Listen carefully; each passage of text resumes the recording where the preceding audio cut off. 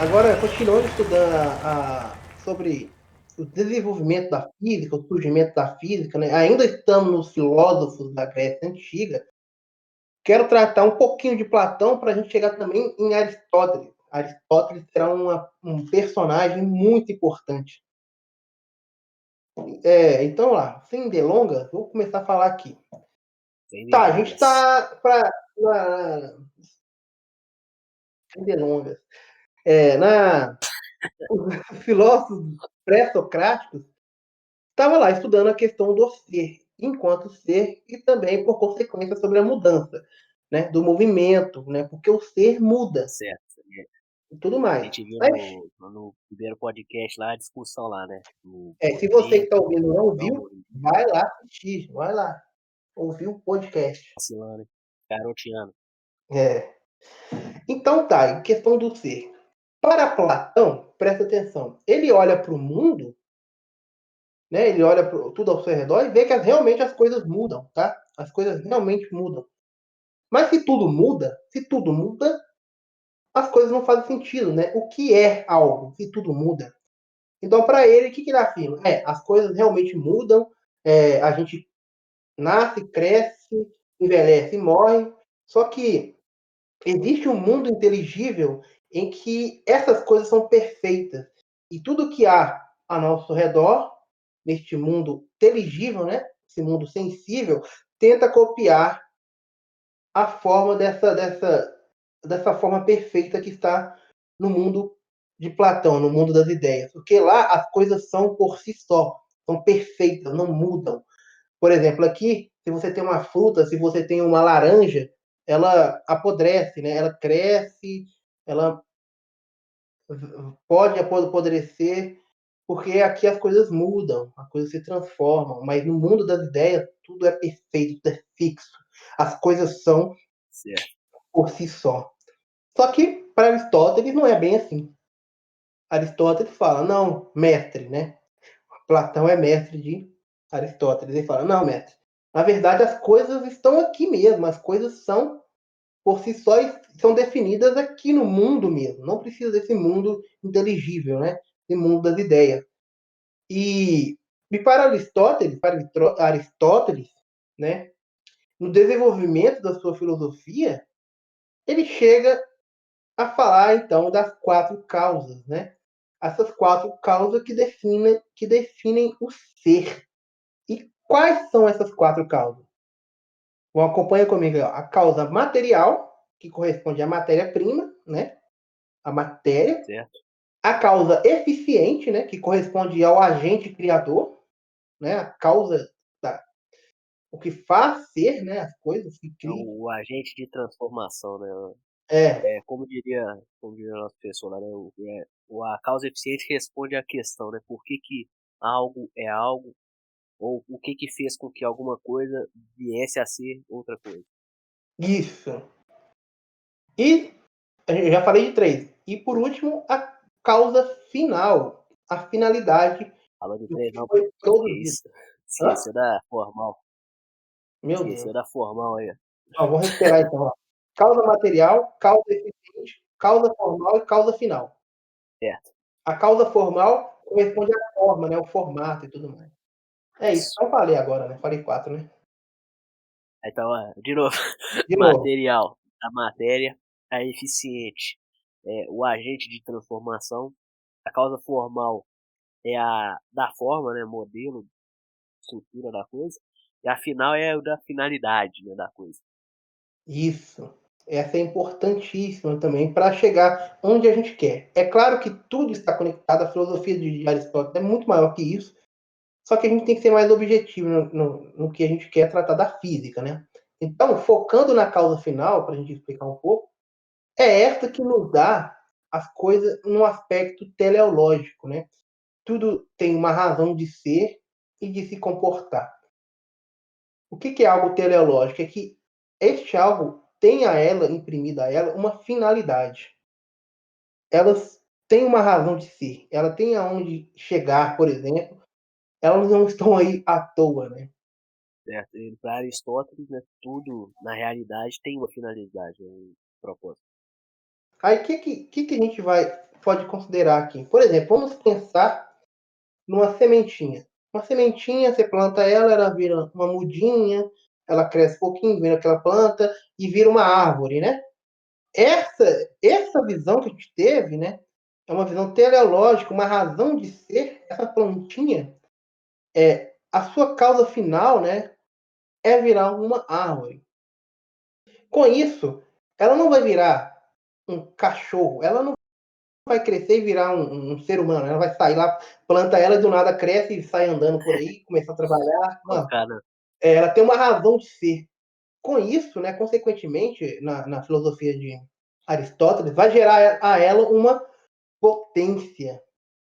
Ela tem uma potencialidade de se tornar uma árvore. Uma sementinha tem a potencialidade de se transformar em uma árvore. Quando ela se transforma em uma árvore de fato, ela é o ato, né? Isso é o ato, de essa potência em ato, né? Ah, mas você pode falar, mas ela não significa que ela vai virar uma árvore. Ela pode morrer no processo, sei lá.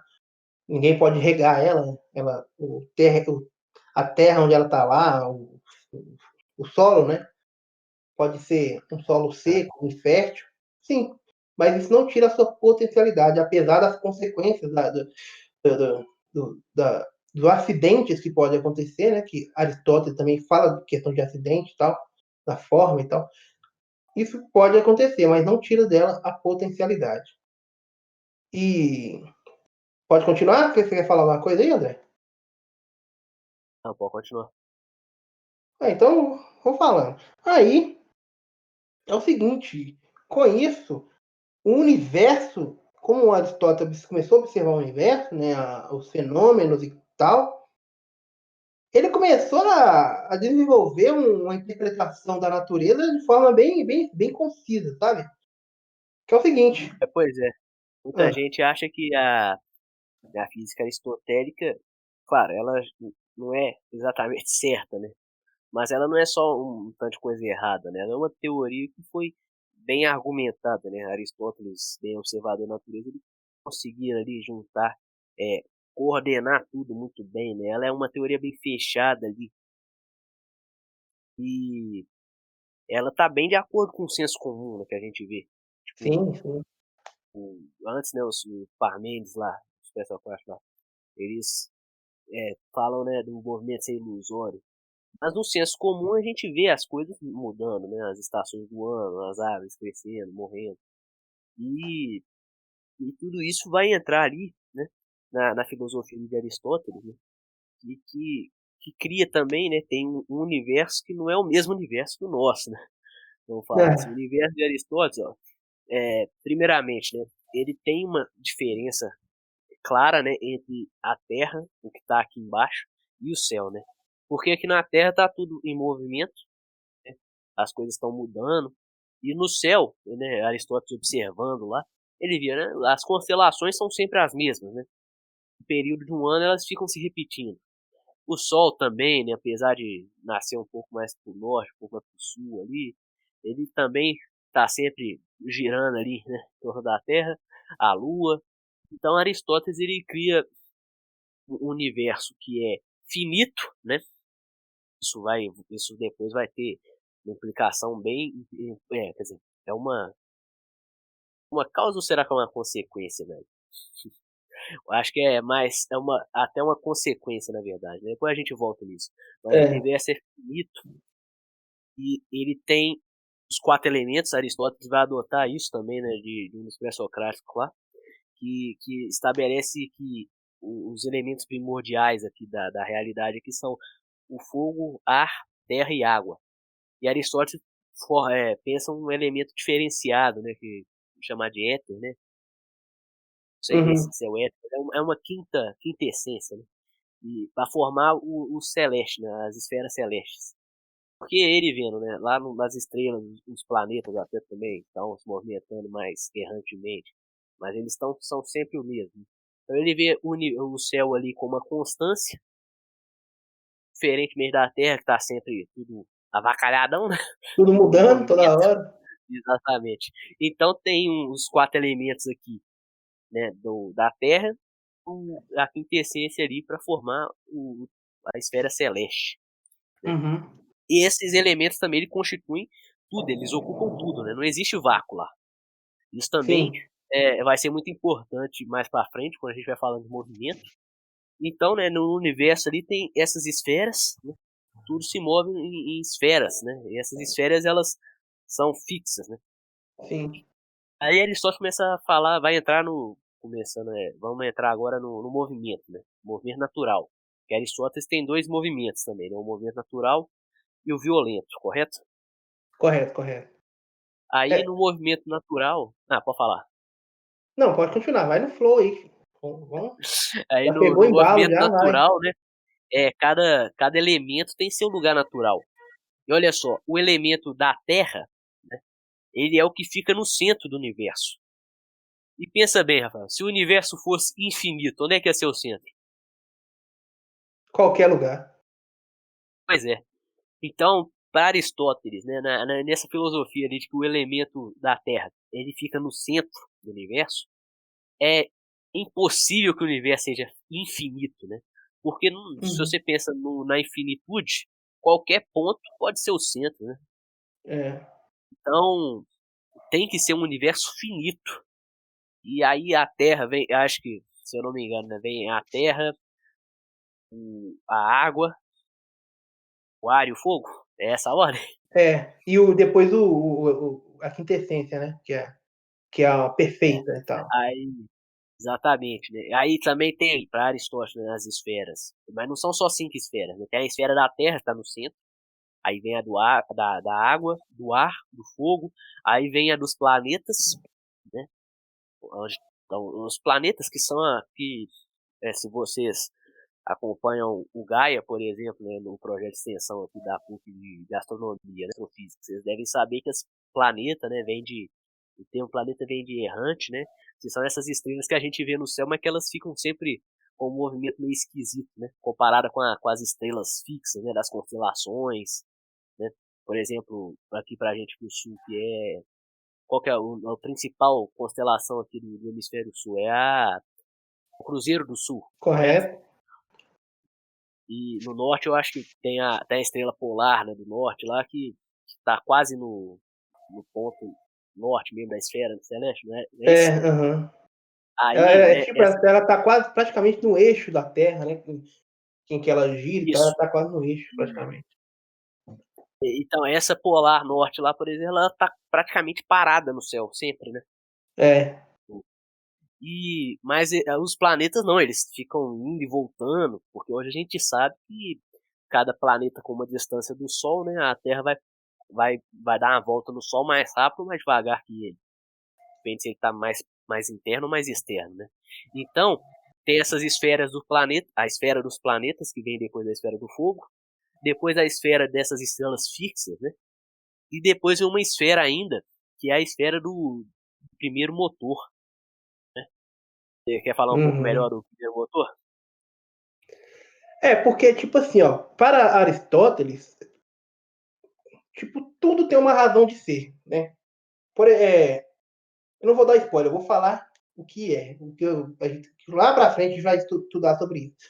Para Aristóteles, se as coisas movem, é porque tem necessariamente uma força agindo nela, né?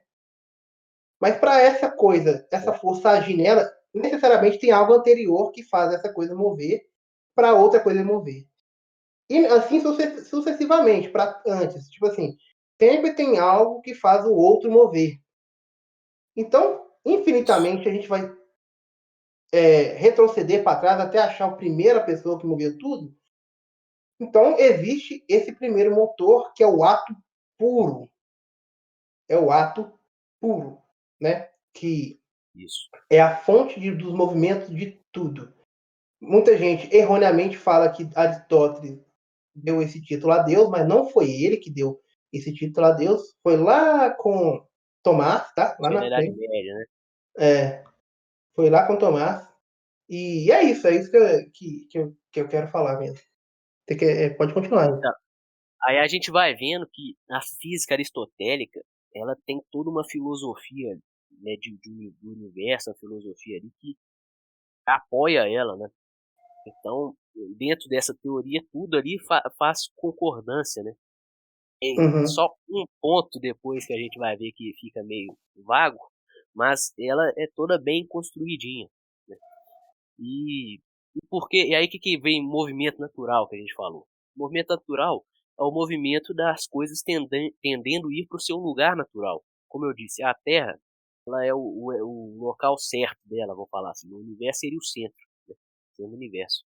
Por isso que se eu pego uma pedra e solto, a pedra vai cair. Ela vai tender a ir para o centro da Terra, né? Do centro da Terra, do planeta, do universo. Uhum. E o fogo, né? Vendo as fogueiras, tal, o fogo não está sempre balançando ali, meio que parece que está subindo. Uhum. E o Isso que a legal é que você esfera do tá com a fogo flecha, é a tipo assim, mais alta ali, né? vamos supor, você acende uma vela, se você virar a vela, o fogo tá sempre indo pra cima. Se você bobear, você queima a mão, porque Exatamente. você vira a vela, tem pra cima. Uhum. Pois é. E Já aí, fiz isso quando né? era criança. Então, entendi.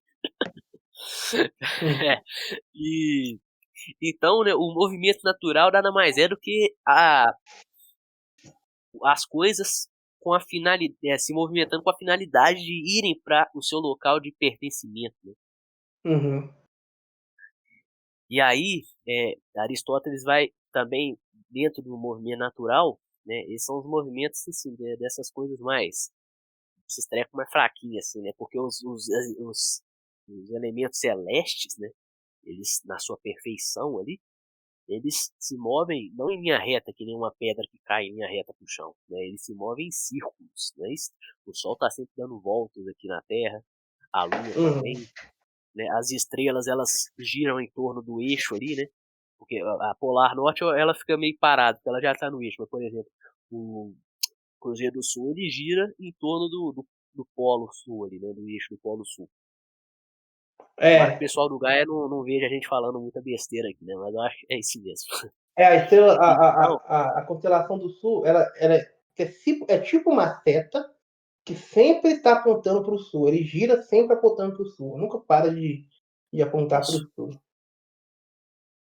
Então aí Aristóteles vê que esse movimento circular e perpétuo, né? Porque as estrelas estão sempre fazendo isso.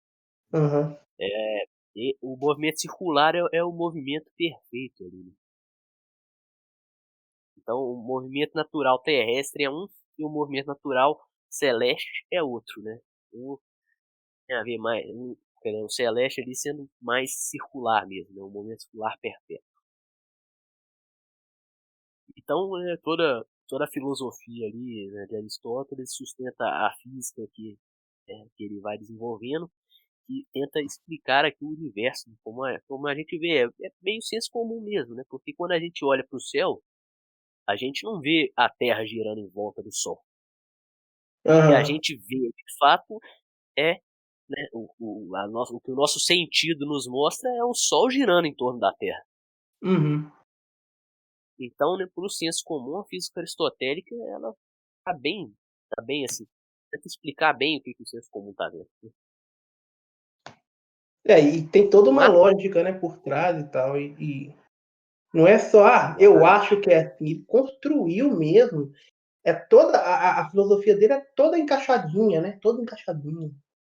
exato, Tanto até mesmo quando ele, se você for estudar tipo a filosofia política de Aristóteles, tem tudo a ver com a questão da teleologia, né? Dessas coisas. Tem tudo da a ver. finalidade. Da finalidade. É tudo É, encaixadinho mesmo. E, assim, e o legal que tá, presta atenção, o interessante é que para ele, né, não existe o vazio, não existe o vácuo.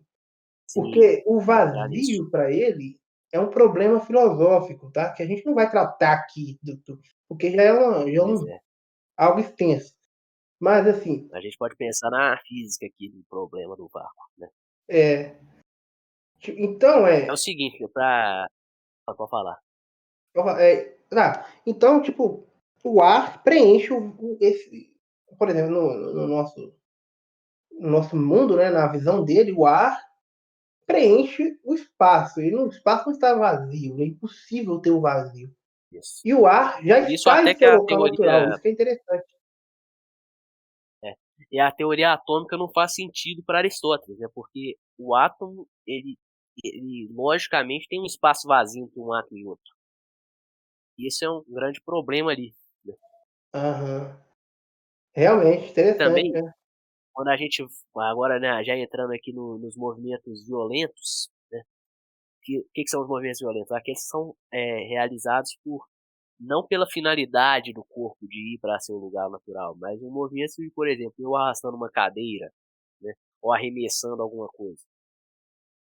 Uhum. Quando, para o Aristóteles, ele vê que o meio, né, ou seja, no meio pelo qual o objeto passa, seja o ar, seja a água para alguém nadando, um peixe nadando, né, o meio está diretamente ligado com a resistência que o corpo vai sofrer. Olha que isso também faz sentido, né? Pensa, a gente está no ar, a gente consegue andar normalmente. Se a gente quer agora caminhar em algum local que já está com uma água, né, maior, tipo num rio raso, a gente sente mais resistência, não é? Sim, sim. Então a velocidade ela está diretamente ligada com a força, porque agora no movimento violento todo movimento vai precisar de uma força, né? Alguma coisa empurrando, alguma coisa causando ali uma força no outro objeto, né? Aham. Isso, eu e o Rafael aqui, a gente até fez um vídeo saiu, gente, no PUC Ensina, se vocês forem ver no YouTube lá, a gente fala um pouco da questão da inércia, do desenvolvimento ali da ideia dela, e a gente vai tocar nisso se vocês quiserem ver lá depois. Mas então todo objeto necessitando, só vai ter movimento, né, violento, quando tiver alguma força atuando sobre o objeto, né? E pensando na questão do meio, Aristóteles vê que a velocidade de um corpo está diretamente relacionada com a força, quanto maior a força, mais rápido, né? Então, eu estou Uhum. empurrando alguma coisa, quanto mais força eu boto, mais rápido essa coisa vai ser empurrada ali. Mas também e a velocidade está inversamente proporcional também com a resistência. Isso. Então, o ar, que tem menos resistência que a água, vai ser mais fácil de eu empurrar as coisas. Agora, imagina o vácuo. Qual que seria a resistência do vácuo como um meio por onde alguma coisa passar? Seria zero, né? Pois é, né? O vácuo não ofereceria resistência. E se não oferecer resistência, a velocidade, né, inversamente proporcional a isso, a velocidade tenderia a ser infinita, né? Uhum. O universo não é finito, né? Como é que tem uma velocidade infinita também? Olha o problema que dá a questão do vácuo. É, na filosofia aristotélica, ele necessariamente tem que negar o vácuo, né? Não só o vácuo como a gente imagina, sem matéria, não só isso também, mas como algo como o nada. Ele nega o nada e a infinitude, né? Ele tem que negar essas coisas na sua filosofia. Sim. Então, Mas. pode continuar. Pode falar. Não, fala. Que eu ia continuar, tipo assim, tá, André, tudo bem. Os movimentos naturais, beleza, as coisas. Então, eu tô segurando uma pedra aqui na minha mão, ela vai cair porque ela tá, entre aspas, tá, gente? Ela tá com saudade de seu lugar natural. Ela tá querendo voltar pro seu lugar A natural. pedra, ela não seria terra pura, né? Cada pedra de um jeito. Mas o principal Uhum. elemento que constituiria uma pedra seria o elemento terra. Uhum. Por isso que ela vai querer cair. O rio De novo. escoa porque também ele está indo para o seu lugar natural, né? E o Uhum. fogo flameja lá para cima porque ele está querendo voltar para o seu lugar natural. Mas se eu pego uma lança e lanço ela, o que está acontecendo? Pois é, aí esse é um dos principais pontos que mais para frente vai quebrar a teoria, né? Porque isso aí vai precisar de algumas, como é que fala? Algumas correções, né, mais para frente, na Idade Média e tal. Porque, como eu disse, todo movimento forçado precisa de força, né? Isso. Então, é, se eu tô arrastando alguma coisa, esse treco só tá movendo porque toda hora tem uma força ali. Para Aristóteles não existe inércia, né? Não Tipo, só existe para movimento sem ficar um ação. exemplo, só para dar um exemplo, tipo, imagina quando a gente faz aquela fileira de dados, né? A gente bate em um, quando a gente bate em um, Fileira de dados, o movimento é consequência do outro, né? Esse fileira de dados, eu não é a lembro o que é isso. fileira. Hã? Não lembro que é uma fileira de dados, né, mano? Dados não, acho que é dominó, mano, desculpa. Ah, tá. Não, aí tá, Nossa, tá, entendi. faz a Fileira de fileira de dominós. dominó, você bate em um, esse movimento que você vê é porque é consequência de algo anterior. O seu dedo começou, depois É, bate em um, bate no outro, bate no outro. Para ele, o movimento é isso. Você só se move quando há algo atuando sempre, né? Aí pois que é é. um problema. Como é que você lança uma flecha? Quando você lança essa flecha, você lança uma, uma lança, você lança ela e você abre a mão e solta, mas ela continua andando, né? Até cair. Exatamente, você não continua forçando a flecha para ir para frente, né? É, Então, todo esse movimento de projéteis tem um problema aqui na física aristotélica, né? Aí, o que Aristóteles pensa para contornar isso? É a ideia da antiperistasis, né? Que é um isso. conceito aqui de que o meio, o próprio meio, ele consegue preservar o movimento. Aí, por exemplo, na flecha que você falou, a flecha ela tá percorrendo e ela, como não existe vácuo também, ela tá sempre empurrando o ar que tá na frente dela, né? Isso. Mas esse ar, ele vai meio que dar a volta e preencher o espaço vazio que a flecha deixou.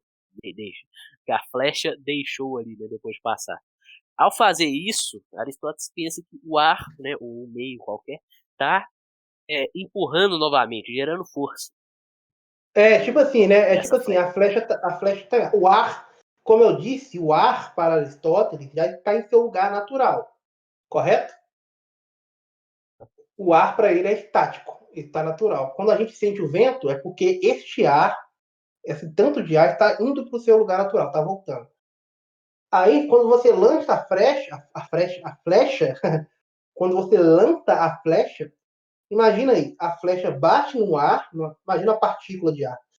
A flecha tirou esse Sim. ar do seu lugar natural, só que o ar quer voltar para o seu lugar natural. Você fala, pô, flecha, você me tirou do lugar natural.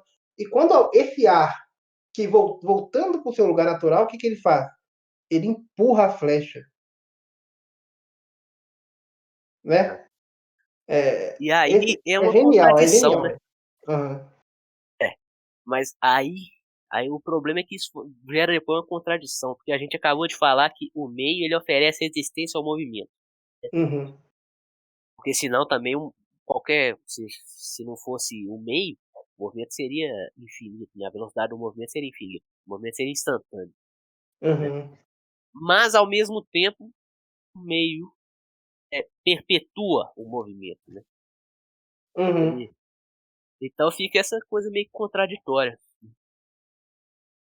É um dos únicos problemas aqui, assim, problema assim, né? Claro que essas coisas já foram comprovadamente erradas, né? A Terra não sendo o universo, né? Existe movimento, o movimento natural é feito também por força, né? Porque, por exemplo, as coisas caem por causa da gravidade.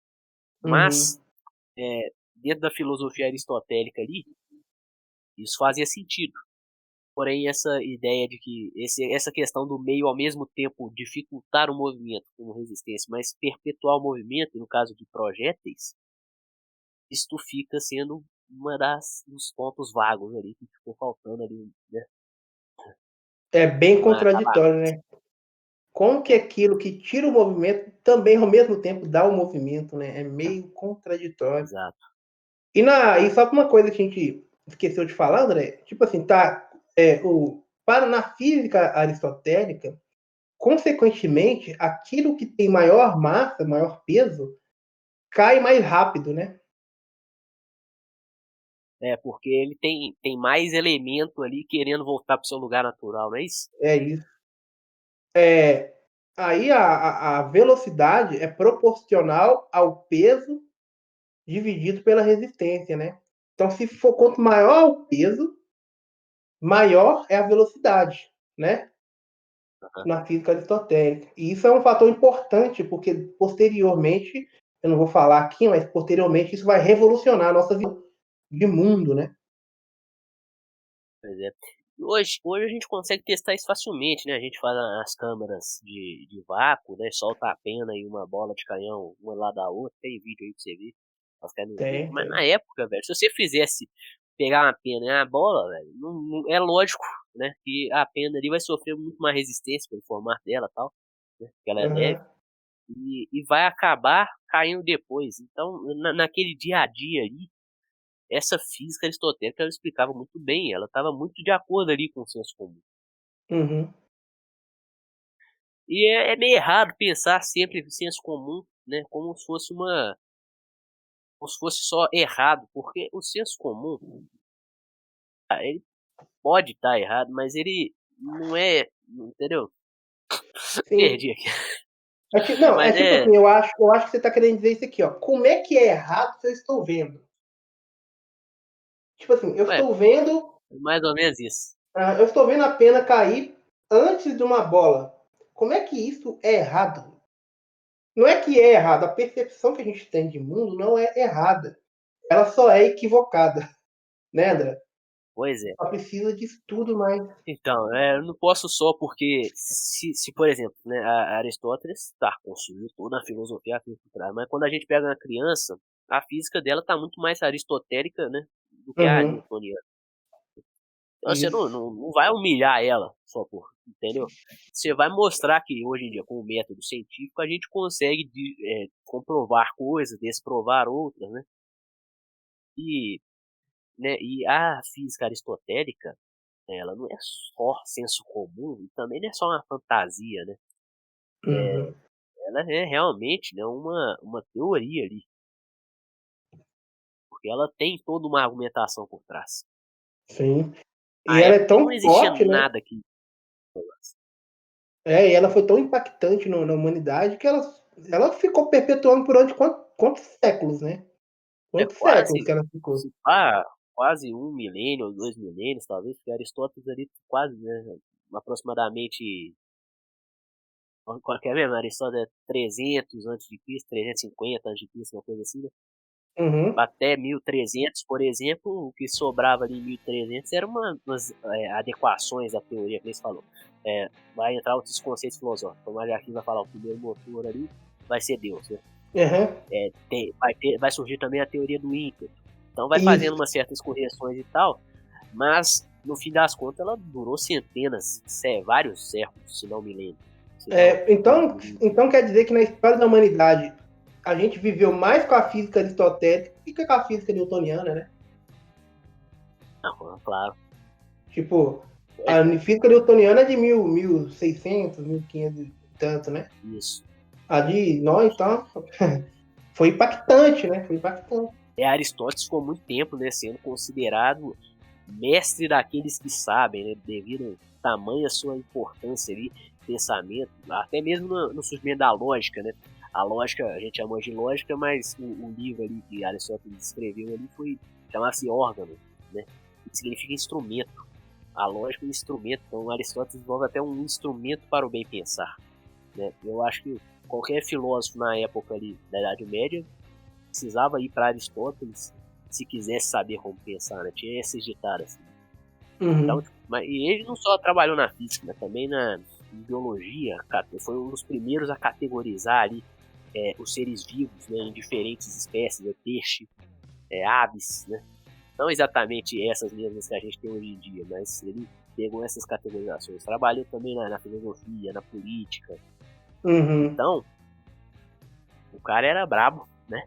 O cara era brabo. E, e a gente, né, a gente às vezes despreza muito a teoria aristotélica, mas principalmente a gente como futuros professores, né, a gente tem que lembrar que a, ela está muito próxima do senso comum. E a gente tem que mostrar ali como que, né, essa teoria propõe se explicar a realidade, né, Sim, sim. não só desprezar ela. De fato, mano. Isso que você falou é muito importante. É muito importante porque, olha, a gente está num mundo em que o que mais está em pauta é a física moderna, né? É o comportamento das partículas, né, e tudo mais. E a garotada do ensino médio ainda está preso na física aristotélica, né? Então, é, ela, em essência, ela é muito importante para ser tratada, não para ser ridicularizada. A gente tem que saber disso. Então, a galera tem que entrar na ciência de como ela está hoje, como ela está sendo problematizada hoje, né? E é importante ter essa base.